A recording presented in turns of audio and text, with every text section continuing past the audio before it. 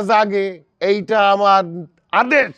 যাও তোমরা কামে যাও, দেখি এটা এখানে বান্ধো বান্ধো। রেশমা গুরু যেহেতু আদেশই করে এলাইছে কখন আর এখানে কিছু কনের নাই সেরে আমরা জলদি জলদি আয় পড়বো। যাও যাও, আমি একটু দেখি গ্রাম।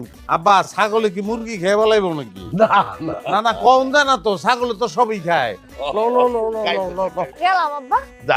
ও মামি, মামি, মামি, মামি কই? আম্মা তো বাড়িতে না, কিন্তু আপনাকে তো চিনতে পারলাম না। আমার নাসিনের কথা আপনি মহসিনে বউ না, ওই আমার স্বাস্থ্য মানতো ভাই আর কি।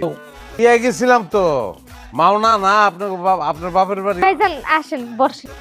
না না বোন না ভাবি, ওই হইছে কি আসলে আমরা গরিব ভাবি, আমার ওই বড়লোক আত্মীয় স্বজনের কাছে যাই না, আবার না এসেও পারি না, বিপদে পড়ে তো আহি। আমি একটা চাকরি করতাম, কিন্তু চাকরিটা